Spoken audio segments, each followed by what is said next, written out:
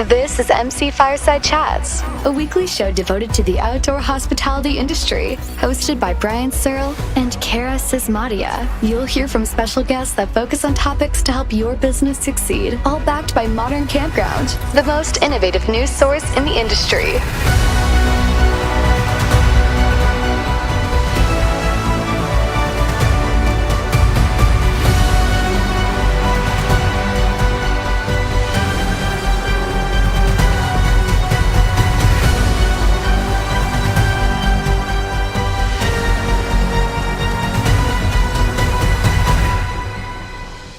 Welcome everybody to another episode of MC Fireside Chats. My name is Brian Searle with Insider Perks. Here as always with nobody who's here as always except Nate. So I don't know if I can even say that this week.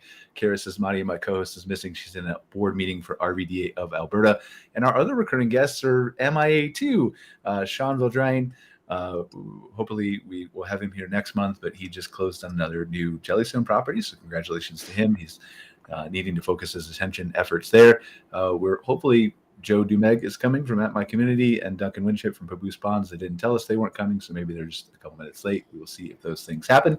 But we're excited to have a couple special guests here. So we've got plenty of topical information to cover here. We've got Robert Thompson, who owns a campground in Tennessee.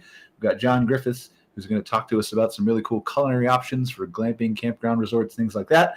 And we've got Darvin. Darvin, I should look at my notes here, right, before I start the campground. Darvin's from Pinnacle Lifestyles in BC. They own 7 campgrounds. So we're going to talk to us a little bit about that, some of the ownership differences maybe between Canada and the United States, but some of the experiences he's run into and things of that nature. So where do we want to start, guys? What's come across your desk here recently? Anything, Nate, that you feel is of utmost importance, or should we just dive into the special guests and let them talk about themselves? Let's dive into the special guests. I mean, I think we're all probably pretty excited as we get closer and closer to Memorial Day and the launch of kind of the heart of the camping season. But I'd love to hear kind of what everybody else has to say and has on their mind. All right, so summer cookouts, food. Let's start there. Is that a good segue or transition, right? So let's start with John. So John and I think crossed paths through a LinkedIn post, right, where I'd put out there, if you don't know me, if you're not a connection with me, just kind of booking up a time with me and tell me what you do. I'd love to learn about it. So John, I think, booked one of those appointments, and he was telling me he's got a background as a chef, which please, John, explain by all means, and then just tell us a little bit about the company that you've started here. Yeah, sure. Well, thanks for having me on. It's great to meet all of you, and thanks for the opportunity to kind of tell a little bit about the story we have with Outbound Kitchen. So I'm a chef by trade. I worked in high-end restaurants for most of my professional career. I've worked in New York, San Francisco, Chicago, spent a lot of time in the Midwest. But I always had a great passion for the outdoors. I love to rock climb, mountaineer, snowboarding, backpacking. I've always been very active in the outdoor space. And that's what kind of brought me to California originally. And it was around 2017, I think, that, I got connected with a writer about an article for how to upscale your cooking and, when you're out camping and so forth. It wasn't like on scale. It was just for people who like to kind of spend time in the outdoors. How could they do better cooking? Well, it ended up being an article in the New York Times food section. And so I was thrust onto the cover of the New York Times food section one weekend. And that just launched a whole flurry of people into my orbit that I quite frankly didn't know existed. And from there, it really just kind of was a side project. It wasn't really anything serious. We worked with REI. We worked with people that made cook stoves for the campgrounds. We worked with people who just wanted content for recipes for their websites. And it really just was something kind of fun on the side. But if you fast forward to the pandemic, and at the time I was culinary director for Restoration Hardware's hospitality division, which was, a luxury platform for a multi-billion-dollar lifestyle brand. And we were going through, incredible, massive growth. And then, the pandemic and all of that came to a screeching halt. And like a lot of people, I was kind of thrust out on my own. And my partner and I spent that summer traveling. We went to Zion, we went to Bryce, we went to Grand Canyon. We spent that whole time just in the outdoor space, kind of avoiding people like we should have been. And, we visited a number of these glamping spots along the way. We camped a lot on our own, but, we were visiting these spots outside of Zion, and people were coming up to us like, hey, where did you get the food? Like, we don't know where to go get food. Like, this is fantastic, but we're hungry, and something kind of popped in the back of my head. I was like, well, there's something to this. Like, there's a lot of people here and they're driving nice cars and they're staying at a nice, facility, and they don't know what to do about meals every day. But you have to kind of go another year or two before anything really connected for me. And so I started consulting, as the pandemic wore on, and a lot of colleagues reached out to me across the country, but they weren't in Chicago or San Francisco anymore. They were in Jackson, they were in Aspen, they were in these smaller towns, and they relocated. And so that just put us even closer in proximity to all of these glamping and destination hospitality models. And we've been continuing to consult since then in that platform. So we still do a lot of restaurant work. That's a lot of where the 25 years of our experience is, but we've really pushed hard over the last year into glamping and destination hospitality as kind of the next growth phase for us. We see a lot of opportunity out there.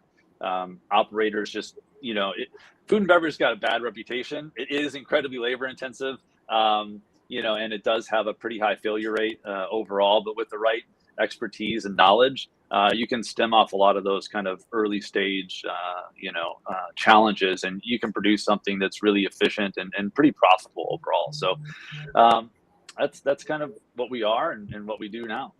So give us some clarity on, give us a couple examples, right? Because if you're dealing with glamping is obviously a little bit different, given that it's newer to the space, and I don't want to say tends to skew more luxury, but a lot of the people we hear about skew more luxury, right? But campgrounds have a wide variety of food that they might offer, right? From the snack bar to the little, prepackaged Nestle bars and candy in the store to, hot dogs or cookies and, things like that, to food delivery services. So give us an example of some of the kinds of things that you've built and why you feel they are separated or stand apart from those kind of traditional campground offerings. Sure. Well, there's no doubt that our business model tends to skew towards the glamping and luxury markets. Like, we're definitely kind of mid-range and above. That's where we're able to offer distinction. There's a lot of concessionaires that are in those spaces for larger scale kind of, campgrounds that will be perfectly successful in that model. Sure. What we do is really to try and work and build connection with local communities and local operators. So we do kind of three basic areas of the market that we kind of service. The first is retail, which is a lot of what you'll see at like the auto camps of the world, where they have a kind of high-end retail operation. They'll do a little bit of packaged food. We developed the relationships with third-party operators with them in the region and help them develop that food and beverage model. They can be dropped off. It's retail, it's packaged for guests to pick up or pre-ordered. And sometimes have very limited beverage offerings as well. And that can be great. And it's kind of a convenience model for operators that are kind of pretty close to a urban location of some size.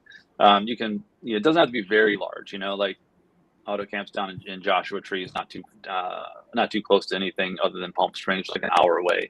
The second model is what we consider like a third party origination or offset origination, and that's more of like experiential. That's where we work with more like a chef or a catering company that would come in and offer a meal on site for the guests for a certain number of days, all pre-ordered, and that's pretty. We think that's where it starts to get really special and authentic.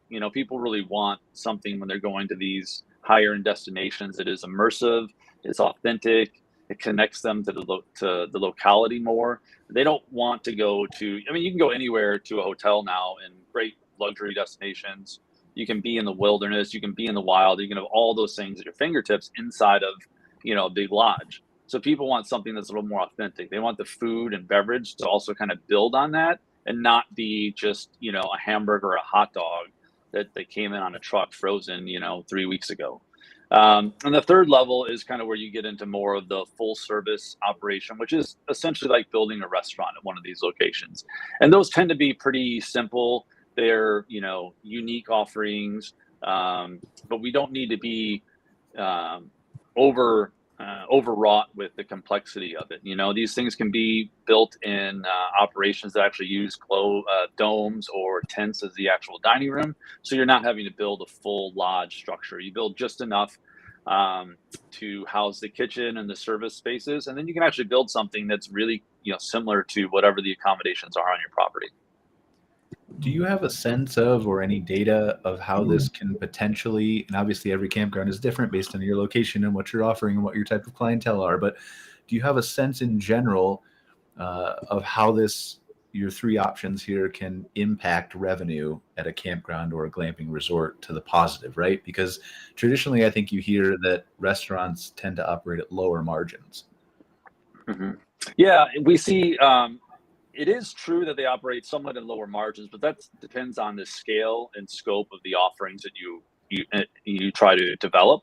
So if you're looking at a restaurant in a city, right, that might offer breakfast and lunch and they're open for 12 hours a day, but people really only come in and eat between, 11 and 1 and 6 and 9, there's a lot of dead time that you would be paying your overhead, you'd be paying staff that are inefficient. So we tend to only have, at the higher end, we tend to almost only operate with dinner programs, and then we build in grab and go programs for the breakfast and lunch period, so people can pick up a breakfast or pick up a lunch, and sometimes that can be pre-ordered as well.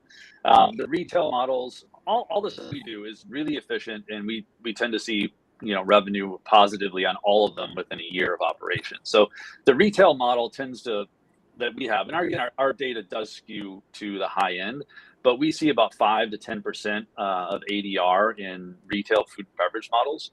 So people are spending, if they spend $300 on the accommodation, and we see about 5 to 10% of that spend daily in food and beverage on a retail level, and we see up to 20 to 30% when you get into the a full service model. So people are looking for that, and again, there is I've had conversations with a few people, and it's like, which is causative or is it corollary? Do you build a restaurant and then people charge, can charge more for their ADR, or is it kind of, people expect more when they come to these luxury destinations and they need that? And I don't know what the answer is.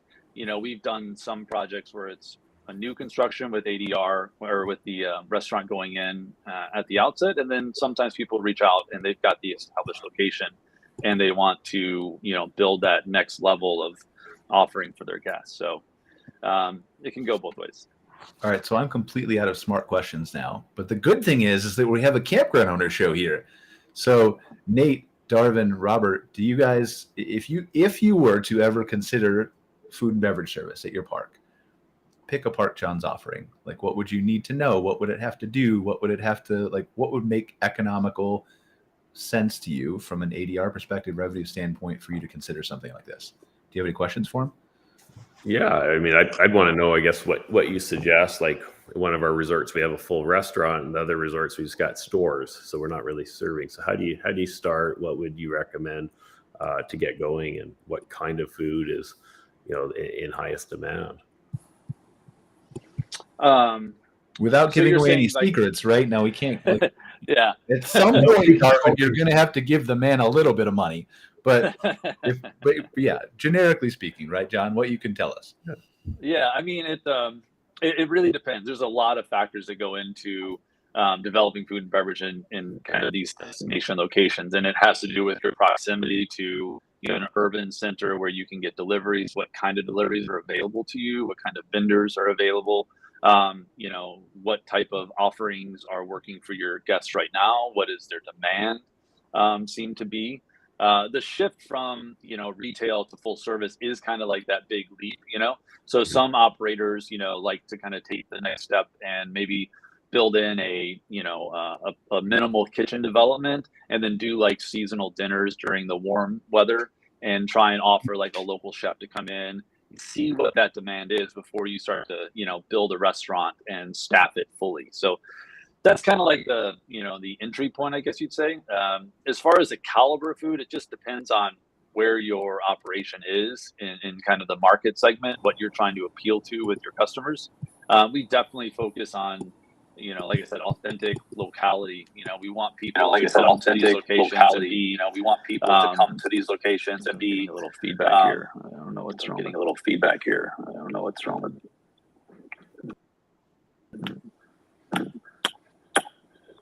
Okay, that's gone. Still got feedback over here. But that's all right. While we let me mute you for a second here. Let me figure it out. So we don't have the feedback. Is it me or is it still You, Brian. And me. I still hear an echo, so I don't know if it's me or not. But okay. So does that answer your question, Darvin? Do you have? Yeah, I think so. I mean, we were contemplating adding pizza ovens at different places because our one restaurant's doing really well with that. And, people already have barbecues, so what's different that they don't necessarily have when they're camping? So well, that I think is the core crux of the issue, right? So we talked about the obviously the offerings in the food stores for many campgrounds. We talked about, like, Joe and I know, right, from working with a lot of, and welcome Joe, by the way. Joe and I know from working with a lot of campgrounds down here in the States, especially on the East Coast, that there's Hunt Brothers Pizza, for example, that's very popular in a lot of the campgrounds, and that's a very high margin business. And that works well for a lot of campgrounds, but maybe if you skew toward the luxury end, you want to create a higher quality pizza product or a higher quality, local product with a local vendor or something like that. And so what we're trying to, I think, figure out what interests me, and maybe it doesn't interest you guys, but if it does, please speak up, Nate, Darvin, Robert. Where is that line?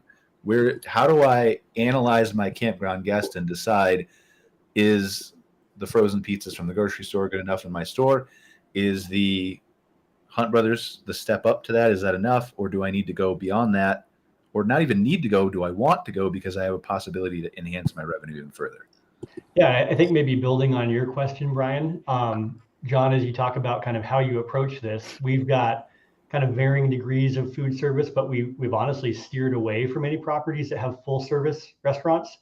So it tends to be more on the retail kind of packaged side of things. I'd love to hear kind of your process to build on Brian's question, how you go into a particular park and look at the location, the guest profile, the existing infrastructure, and kind of what's the process to assess that and come back with maybe where on that spectrum or those three different levels that you tend to operate, where you would recommend a park kind of gravitates towards, at least as a first step. Yeah. I mean, that's, now we're getting into the nitty gritty. So we go through a process, exactly what you said. So, I mean, it's hard to just, to answer the question too directly, but, when you do have a proximity to a certain, urban location, we just go through and we analyze, what kind of options are available to you. We've always got to have a lot of feedback from the operator on what their guests are buying currently, if they have that retail location, what the demand might be. But once you get over, 20 sites, we tend to see, that's like the bottom end for doing a food service, full service food service operation. So when you're above that level and you've got steady, high quality occupancy, and you're kind of above, $150 in ADR, that's when we tend to see really good success with, full service hospitality models. If you're much larger and a lower ADR, that also works. It just means you're going to be in kind of more of a more casual, operation. The ADR really has been an interesting metric for us in using to kind of determine where we want to be and kind of menu price, et cetera. So we see people, when we get full service operations, tend to use it pretty consistently. It's one of those things where you do get a little bit of, if you build it, they will come. And as you get higher up at the ADR level, you just see more and more people are depending on that location to have, food and beverage for them available. There's just a better expectation. It seems like there might be kind of a paradox there, right? Because some of those locations, like you talked about Bryce and some other spots earlier, are relatively removed from being near an urban center like that. And I would think maybe people are even more dependent on that type of a location, having a food service to tap into while they can't go into this, local town or whatnot to get something to eat also. Do you see that kind of that dilemma as well? There's like a Goldilocks zone, when you're far enough away from the city that people can't drive in to get a convenient meal. And then as long as you're not like so remote that it takes, 3 hours for a caterer to get into you, like that's kind of where you start to see really good success if you're trying to build something that's experiential and high quality, because people are just, they're there. There's the gravity to stay there. They may not travel. They're going to have to travel somewhere to do their activities for the day, and they don't want to come back, maybe get refreshed and then drive back out into a different location for a dinner. So that's when we start to see, when you're in that kind of zone, and then you have a quality ADR and good occupancy, then you start to see really good success rates with full service. And that could be, it doesn't have to be necessarily full service. You could do the third party origination, but you just have to be close enough to where those operators are going to be in order to get there conveniently, because you have a lot of day-to-day overhead for those operators because they're driving in with their staff every day to see you, and they don't have anything there to work with. So it's a lot more intensive on their part. So you tend to see actually higher per person averages for the dinner meals in that scenario. But you also don't have the overhead as an operator of having built a restaurant. So there's lots of things to consider. Like, it's not an easy cut and dry answer, but once you get to a certain level of occupancy, you've got good ADR, and you're in kind of that zone where you're not too far, not too close from a quality city center, you can be really successful. And Zion's a great example because it's really having a moment right now in that kind of glamping community. We had a lot of requests and a lot of projects that are kind of in the pipeline down there, and that's exactly like in that sweet spot. St. George is like about an hour away, and you've got these smaller towns like Springdale that have popped up at the entrance to Zion, and they've got a lot of a little bit of community and food service workers available. And so then we go in and we work with these locations and we develop relationships with third-party vendors. A lot of these operators, though, are operating for the masses, and so they're not quite dialed into that higher end experience and quality programming. And so that's where we kind of help manage that. We help develop that relationship.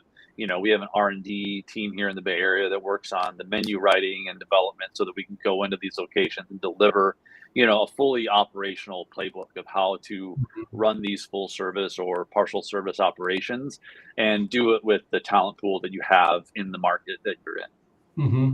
That totally makes sense. I'm a recovering consultant myself. And so it sounds kind of like there's an initial like planning, discovery, analysis phase that comes back with recommendations for that market, that campground, the location, et cetera. I'd be interested to learn more about that, maybe separately from the podcast. Yeah, absolutely. Yeah. Yeah. I mean, there's like all of it's going to require analysis of your audience and all those. I mean, really the only thing that doesn't would be like a food truck that does whiskey, craft beer, ice cream, and pizza. And everyone's coming to that, right? Like that's I need mine. Well, I was just saying that the pizza conversation is near and dear to my heart because I'm a rock climber, and so I go to Yosemite like every chance I get, and I still love the pizza deck there. There's this place that's like right in the village, and it is like by far the busiest food service outlet they have, and it's terrible pizza, like in my professional opinion. But I still go there every single time. Doesn't matter. Like it doesn't matter. Yeah. Like yeah. So, all right, let's switch tactics for a minute because I can talk about food all show. Well, I have a quick question. Yeah, go ahead. I wasn't sure, and you might have covered this before I was on. You mentioning you're catering to more luxury type places. Do you do long term at all, or does that not fit your model for like a long term luxury resort, like a Class A motor coach type resort in India or in Southern Florida? We haven't done motor coach only operations, but I don't think that would be any different. A lot of it is just the people that are experiencing those operations, like they're the same consumer, in a lot of ways. So it may be different in just the analysis of what the recommendations might be, but I think there's still a lot of opportunity to that.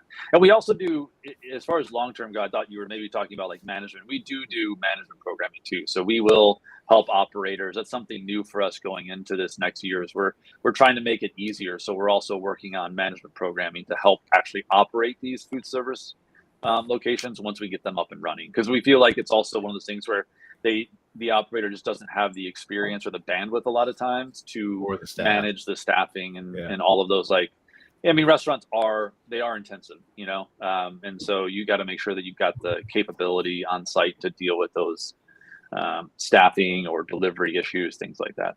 Right. Yeah. When I refer to long term, I meant Tesla robots that they announced yesterday, right? To make the chef and all that kind of stuff. Alon's onto something again. I think I saw. Yeah, I don't know. There's a lot of robotic food service coming down the pipe. I've seen a lot of it in the Bay Area long before the pandemic. So I'm sure it's progressing really quickly.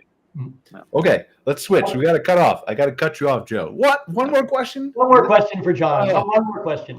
So I would love to experience one of your restaurants in situ. Do you have a favorite or one of the places that you would recommend as a place to kind of check out the fruits of your labor, so to speak? Like I'll be down, you mentioned Auto Camp. If they're a customer, I'll be in Joshua Tree this weekend. I'd love to actually check out one of your customer sites.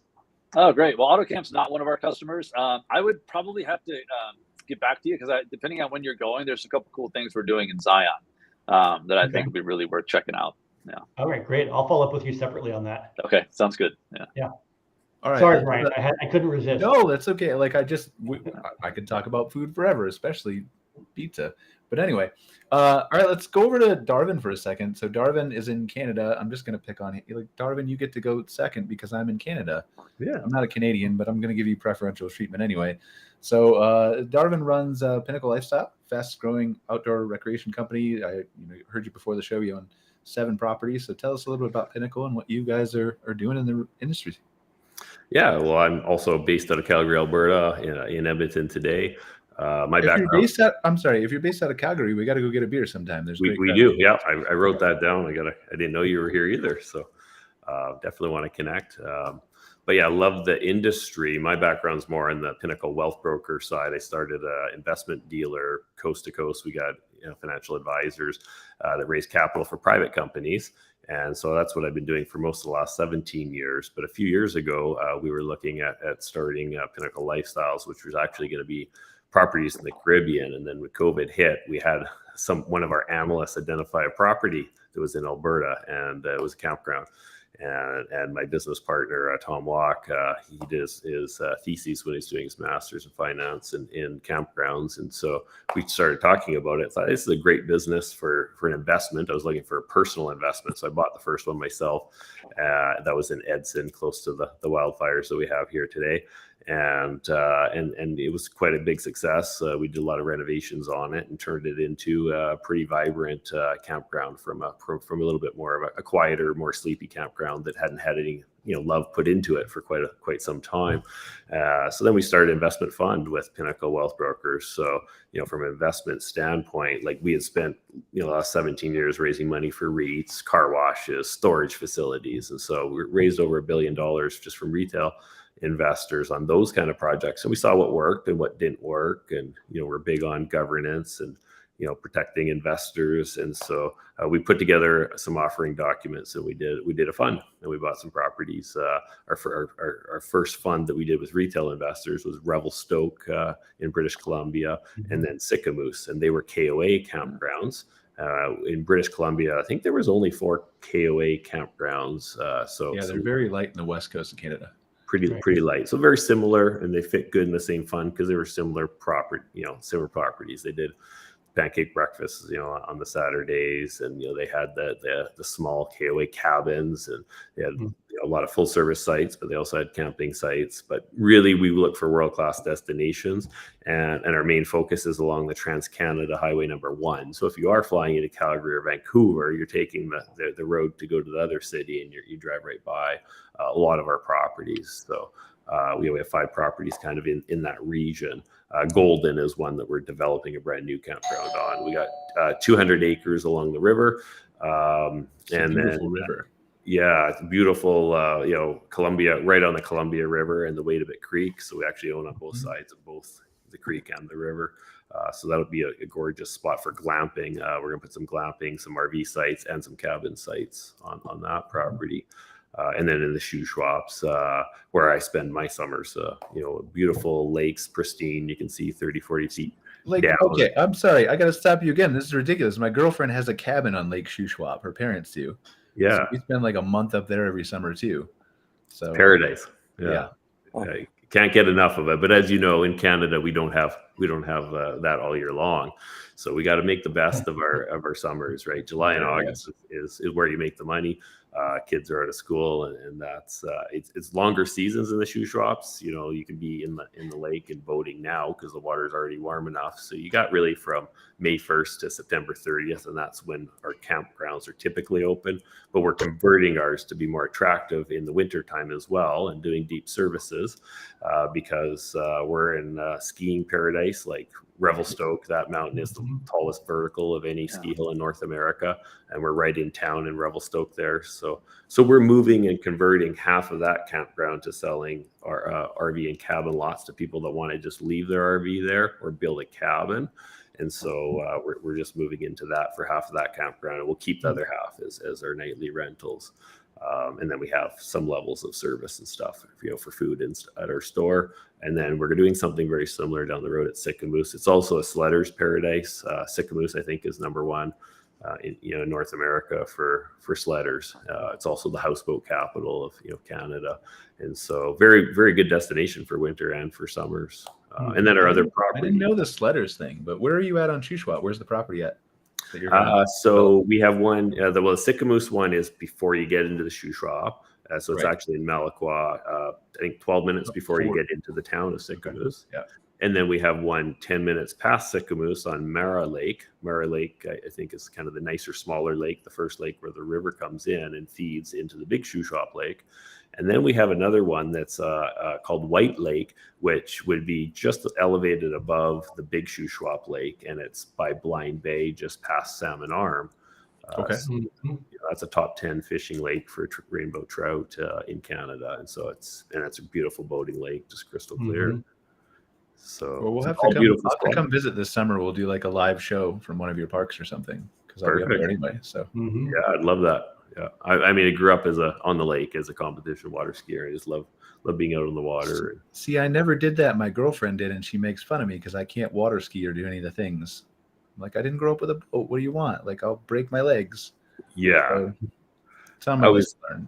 Lucky that way for sure. Once we were 12, my dad said, "Hey, you guys you're old enough now." So we just spent the whole day out on the lake, and I got a brother who's a year older, and so we could pull each other, and of course all the friends would come together and built our own course, and then started a water ski club. So, but anyways, we have two other properties: Kokanee Springs Golf Resort in the Kootenays, and then we're acquiring another one just down the road from that property. So I have a question, and we asked Nate this the first time he appeared on the show too, right? So Darvin, what have you learned from the first acquisition and to now, to number 7, right? What has changed for you operationally or strategically, or what types of park you buy, or what you feel goes into them or changes? Like, what are some lessons learned for you? Well, I guess lots of little things, but our first one was super successful. So I'd say I learned less from that one. What we learned from Kokanee Springs is 6 hours away, and it's probably the nicest spot I've ever been. We've got one of the nicest 18-hole golf course I've ever golfed at. And so we knew it was a bit of a challenge because it's about 6 hours from Calgary, and I think it's like 7 hours from Vancouver. So you have to be close to a big population base, and Canada's so big and spread out that it is a little, and we're just building our campground on that golf resort. So location, I think, is just key, which is why we do focus on the Trans-Canada Highway number 1. But to make a destination resort, really got to pump extra money into all amenities. So like, we're not a golf resort anymore. We're something to everybody, and so we're building a private lake on the resort, and we're obviously right on the main lake in the Kootenays. But yeah, I think just making it a destination for people to stay at for a longer if you're farther away, and that's what we're working towards now. Do you feel like as you encourage people to, and maybe Joe has a question that you can ask too. By the way, if you don't know, Joe develops apps for campgrounds and RV resorts in Canada and the US, but he deals with a lot of people, and that's why I'm bringing it up. But as you talk about encouraging people to stay for longer stays, is that something you're focused on, like just from a resort? Like, I want to come to the resort and I want to offer food and beverage and all the amenities and all the things so you don't leave? Or do you work in combination with some of that, but also I need to be in a Revelstoke with a ski mountain, or near a lake that has fishing, or whatever it may be, wine country? Yeah, I mean, all of our resorts are unique with a different target market depending on what sport you like and what kind of activities you like. Okay. So yeah, I would say it's a little bit of both, but really trying to cater to people of all ages at each resort, and making sure that there's activities. And then it's a little bit of a concierge service, like realize that some people are getting to a destination for the first time, so they don't know where the trails are or where the rafting companies are. And at Revelstoke, we brought in a company that does all of that, so that they were on site and able to provide those services. But we learned that you need good service providers, because that can can go both ways. It's got to be available. Service has got to be great because they're connected to your brand when you're partnering with companies like that. Awesome. I have a question, Darvin. Yeah, good. We like you, we've got a number of parks, and we work with investors, and there's kind of two different roles and skill sets and kind of philosophies. One in which you're dealing with investors and the finance side, and the other in which you're dealing with the management side and actually the running of the parks. How are you structured across those two kind of disparate but related, areas of function? You mean dealing with the conflict of like, do you spend the money on this to satisfy one customer, but maybe it's expensive for your investor? Is that Well, yeah, that, but maybe even one level higher is kind of structurally, how do you have that set up within your business? Okay, so yeah, well, we have an investment fund set up, and we got an independent board of directors on our investment fund, and so the executive and the board of directors work on the bigger picture strategic planning, and they create a budget and they create a plan on what we're going to do on that side. And then the campgrounds really run totally separate. So we have like our management team, our development team, our marketing team. So all of those run and are paid for based on the budget that's set by the board of directors for the funds. Got it. Yeah, that makes sense. Yeah. Thanks. Yeah, it seems to be working pretty good. Yeah. Happy to talk more about that though. Yeah, I'd love to. You kind of mentioned that, each of your properties caters to a different sport.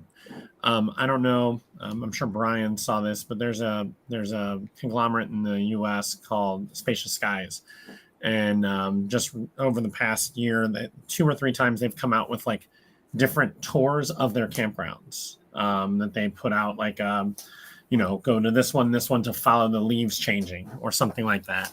Right. But kind of might be a neat thing to do there too, is to experience all the different sports that you have amongst your properties. I think it seems like it could be kind of a neat thing if they all focus on a different sport. Yeah, you definitely can't follow the weather because it's east to west, right? So unless you want to go toward the rain in Vancouver, which I feel like it's not a selling point, but yeah. No, that's a good point. I've seen some advertising on certain events happening in the skies. I think there's something big happening around this fall or October where a lot of campgrounds are trying to pre-promote that and get booked up for it. Oh yeah, that's the eclipse. Yeah. So those kind of things make sense, and we have different clubs that go by. A Lamborghini club goes by the Kokanee Springs Golf Resort every year. So that's what we were talking about last week at our meeting. It's like, hey, we got to reach out to the Lamborghini club now, have them come and stay at our resort, and have to bring their golf clubs. We'll provide them and get them to stay for a few more days. And different biker clubs go by. But you're right, the sledders. There's a huge community of sledders, huge community of skiers, whitewater rafters, and that's something we haven't really done yet. Just being an earlier stage in the company has reached out to all these groups, but that is the next stage. So appreciate you bringing that up. Yeah, you've got a massive opportunity in the fall and winter, and you know that already. You don't need us to tell you that, right? With the skiing and sledding, and like it's huge. Nate, you came up and did some skiing up here, didn't you? Yeah, I was at Did you go to Revelstoke over a week this winter. So I'm going to hit you up for that information right after this podcast. Yeah, we got you a customer, Darvin. Yeah. It's a great day. Yeah, no, Revelstoke's my favorite place to be, really. That's fantastic. Summer and winter. Yeah, you can get a foot of snow on an average January, February day, and it's just powder. Oh, it's great tree skiing. Did you guys have a good season? Oh, we had a terrible season in Lake Louise. I don't ski again, but my girlfriend does. She only got out one time. It just was terrible in Lake Louise this year. She said, or at least the day she had off. Revelstoke was a good year, but you're right. If you come closer to Calgary, closer east, those hills, Sunshine and Louise, were not as good as average. But the farther you went into interior BC, the better it was.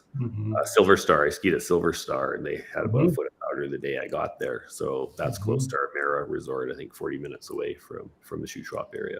Okay. Yeah, we definitely have to talk. We did Silver Star, and we also did Sun Peaks, and just a variety of spots up there. It's such good skiing. Yeah, that's great.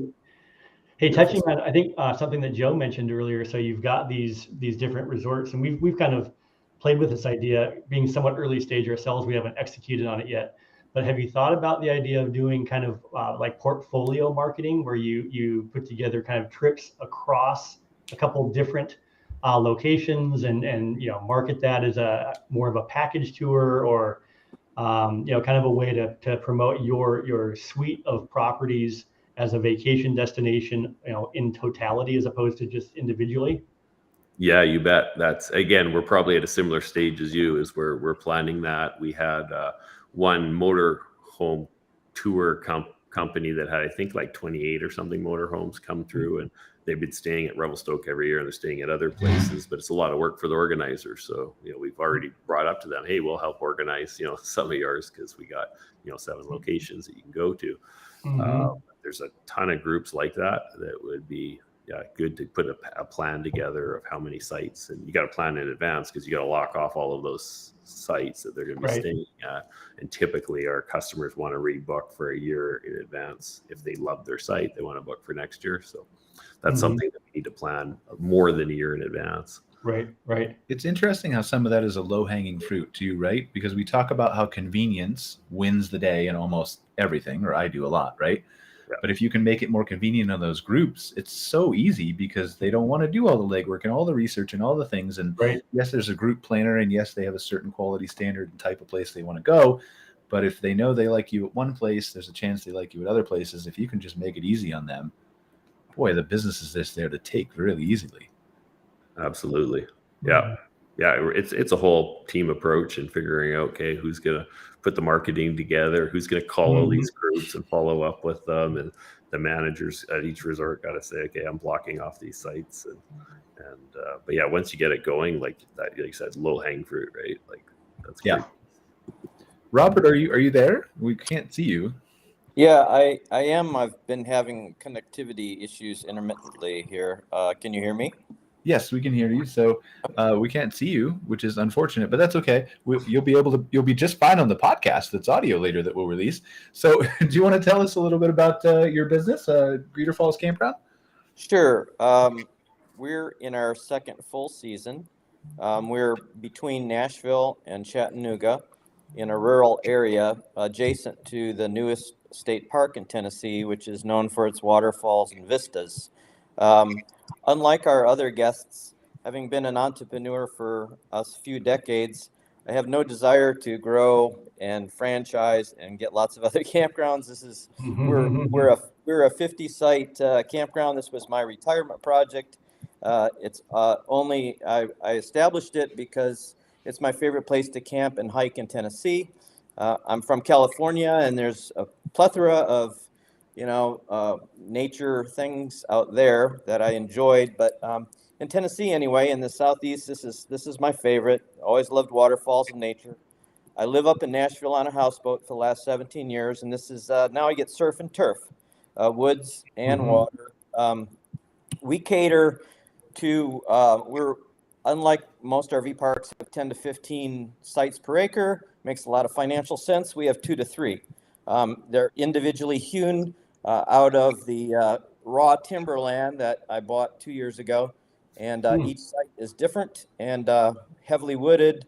And we cater to people who love the outdoors. We're a mile from the town and has 1.5 restaurants and 1 gas station. So there's not a lot of food service. We're looking at doing some kind of food truck or some kind of thing for our work campers as well as our campers. But it's 50 sites. We have 25 RV sites, 8 glamping sites, and 17 tent sites. And it's been a little bit more of a challenge. Actually, serendipitously, I wasn't going to start a campground. I wanted to build a tiny home community for veterans. That's tiny homes for heroes. And due to the regulatory and political/economic environment, we were not able to do that, and we actually had to move into a campground instead of the tiny home community aspect. But it's been really well. I mean, we were booked out completely by the first year of our business. It's a very popular nature destination.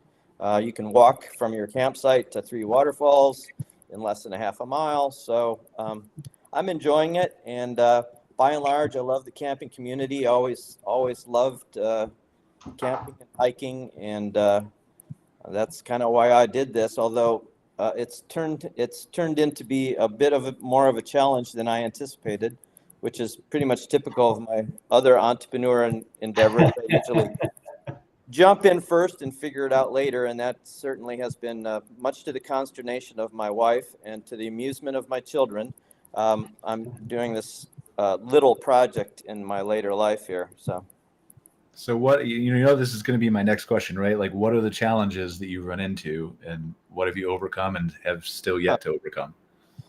Well, 95% of the camping community are beautiful, considerate of the environment and each other. It's the 5% that's always going to be a challenge in any kind of customer-facing business.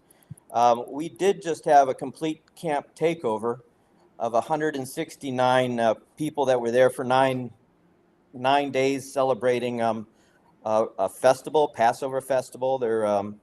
And we had 109 children and 169 people total.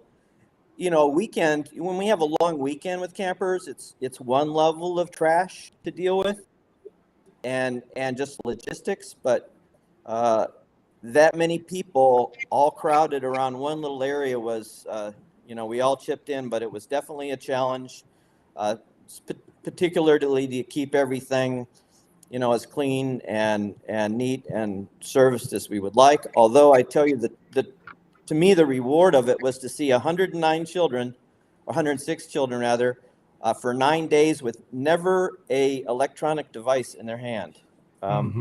They were enjoying the woods, our play area, our dog park, and our activity center, and they just were running wild in the woods, enjoying themselves, being kids in a non-electronic way. And that's, to me, that's the payoff, is happy campers, people who have an opportunity to get away from the city and get a little retreat in nature and connect with each other and connect with nature, connect with themselves, and that's really why we're in business. Period. Well, I think that honestly, like, I'm not a campground owner. You guys can all speak to it for yourselves, right? But I think that's honestly one of the big reasons people do it, and you're willing to sacrifice some of the extra stress maybe that comes from being a campground owner versus an accountant or someone who runs a sandwich shop, because you're bringing that kind of extra joy to someone's life. Yeah, for us it's been that way. As far as the other challenges, trying to keep a good, Nope, we lost him. I think he was about to say he's in a rural area, ironically. Yes. We now know how important Wi-Fi is at campgrounds, in case anyone needed a reminder. But yeah, hopefully he'll pop back on. But yeah, I think it's really interesting. Like, I'm a sucker for waterfalls, and so it sounds like he's got a great area. It's honestly the reason I moved up to Calgary, and Darvin knows this, right?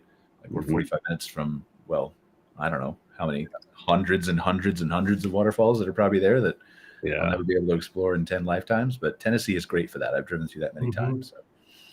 So. Super large lots. I was going to ask him, like, how does he service?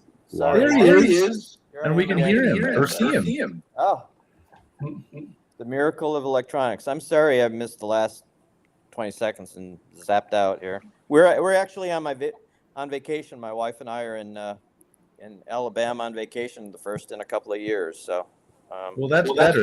We were talking about Wi-Fi importance at campgrounds. But you probably have free Wi-Fi at campground, and it's just vacation. Yeah, actually, what's ironic is Nashville does not have Google Fiber. Out in the middle of the country, we have 1 gigabit speed Google Fiber in our campground. So. Have you tried Starlink? Pardon? Have you tried Starlink?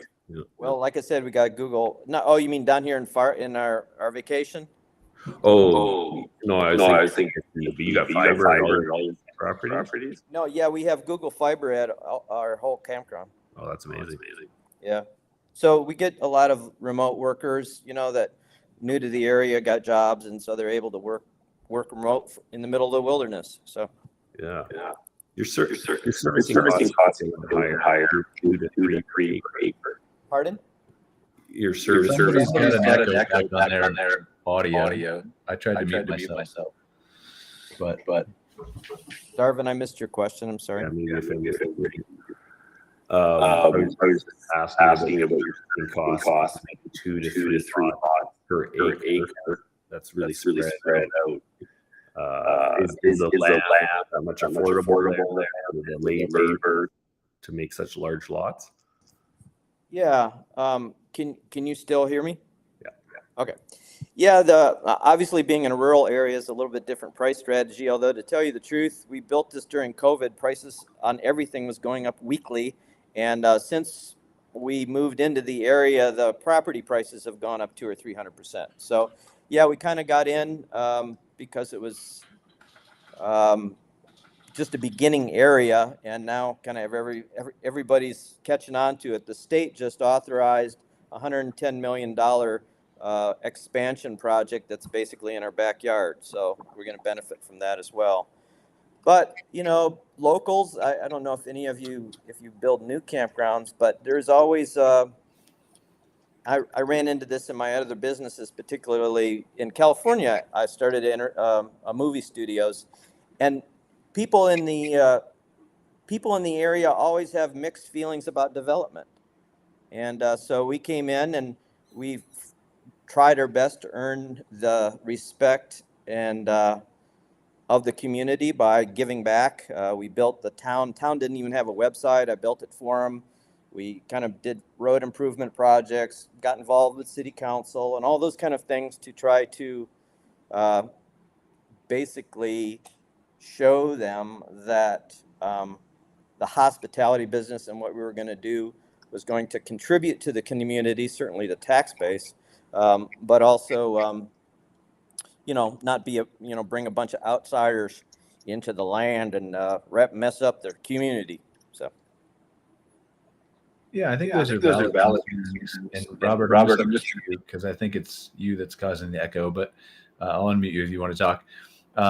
It's just coming from your speakers, I think. But it's interesting how some of those concerns, and we don't have enough time to discuss them now. Maybe that's another show, but just they have valid concerns, right, about different people and different outside groups coming into their communities. It's just kind of a lack of knowledge. But I know, Arvik works on that. KOA, I'm sure, works on that to a certain extent. And so it's important for us to be cognizant of that, right, and understand that there are different perceptions, that we want to build as fast as we can and renovate, and we know we're doing good things and have good intentions, but we need to communicate that with those communities. So I tried you again, Robert. I don't know if that fixed it. So I can't hear you now, but the echo's gone. So so what else? We have 7 minutes left. Joe, you haven't been on in a couple months, I think. Anything new that's come across your desk that you feel we should pay attention to? Not in particular. I'm living in an RV right now, but not traveling to campgrounds. That's a giant whiteboard for an RV and a nice ceiling. Well, yes, I'm living half out of an RV. So we were supposed to go on a 2-month road trip out west this summer, but due to some personal reasons, we had to stay home. But we're in the middle of a kitchen renovation. That's one of the reasons we were going to be gone for 2 months. And so our kitchen and main living area is in our motorhome. So unfortunately, we get all the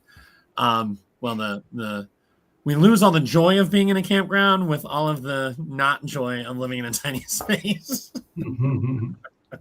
So I have a question, Joe. One of the things that I kind of played around with a little bit, we haven't really progressed on super far. Again, being kind of earlier stage, like we were talking about earlier, is the evolution or kind of the advent of AR on these different campgrounds, or augmented reality. So doing stuff like scavenger hunts and kind of adding another dimension of interaction for kids. As much as, to Robert's point, I love seeing my kids in particular, but kids in general, off their devices, knowing that that's a tool that can be used to kind of engage them while they're on site.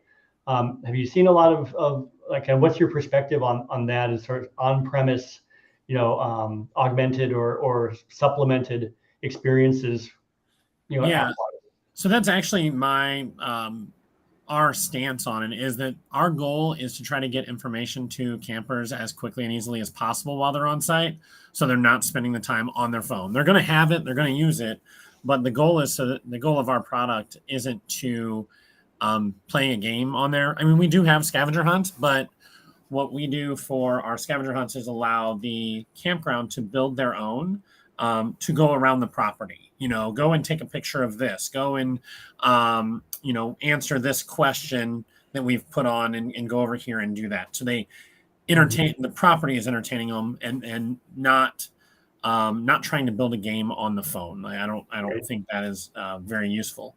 There are places that I think AR will become is useful. We haven't implemented it yet in terms of wayfinding. One of the things that we think about and can work offline, because anything we do, we have to make sure that we can try to make it work offline.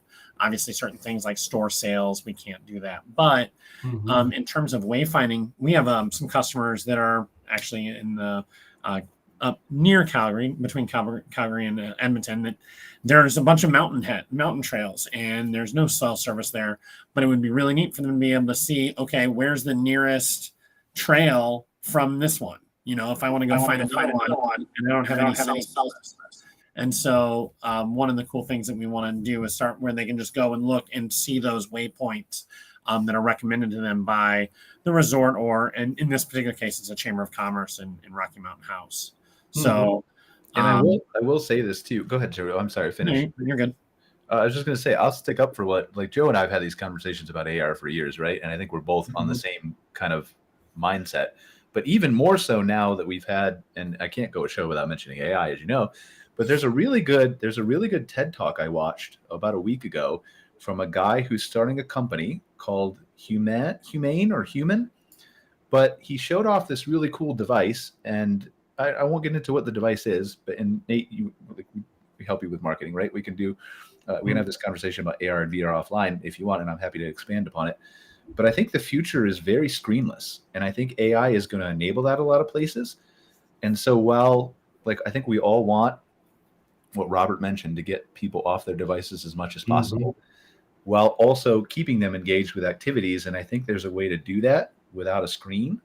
And I would have told you, like the same thing. And Joe and I have had these conversations a year, 2, 3 ago, that I don't think AR has really a place in the apps.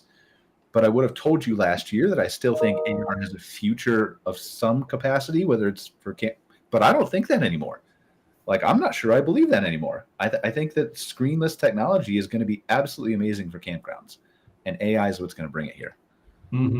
Well, it's interesting. Look, a lot of the trends and reading that I've done, a lot of it through Modern Campground, is more and more campgrounds seem to be adding, themed weekends as an example, right? So there's a schedule of activities that are screenless, to your point, maybe or maybe not, supplemented by AI. But that's starting to be more and more common. I know that, like, Spacious Skies team is doing that, and Jellystone is doing that. That's becoming more and more prominent across a lot of kind of multi-park owners. Yeah, I think there's tons and tons and tons of ways, and Joe knows more than I do, right, with all the campgrounds he does and activities he lists. But there's tons and tons of ways to entertain people without screens, and they're only going to expand as we go into the future. And so with that, like, kind of the goals of ours is making sure people know when and which activities they want to attend, so that they're not missing their activity list or can't find it on the map because they have a paper map that their kids ripped up, or they have a paper map that it's named something different than what's on the activity list. The things that we've gone through when we've been traveling with our children. And so that, like I said, that's our goal. We definitely don't want to be providing an app where people are just sitting staring at their phone the whole time, though, because otherwise it defeats the purpose of camping. I guess unless you're at like it's people that want to work from home or something, and that are choosing to work at campgrounds. But still, that's not our goal. Yeah, makes sense. All right. Well, we've got a minute left. Any final parting thoughts, everyone? I thought it was super valuable. Thanks. I appreciate it. Thanks for having us, Brian. Yeah, you're absolutely welcome. So, John, any parting thoughts? Where No, can they learn more about really where can they learn more about your company? www.outboundkitchen.com. Outboundkitchen.com. So if you're interested in talking to John, or anything like that, please feel free to reach out to him. Darvin, what's Pinnacle's website where we can check out some of your properties? PinnacleLifestyles.ca. PinnacleLifestyles.ca. Nate is KCNCampgrounds.com, right? Mm-hmm. Super cool. That's right. Check out the AIR on KCN Campgrounds. I don't know who did it, but it's pretty amazing. Pretty amazing. And then Robert, where can they check out more about your campground? Oh, I'm sorry, you're muted. Let me unmute you. My fault. Go ahead again. Greeterfalls.com, like I'm greeting you, greeterfalls.com.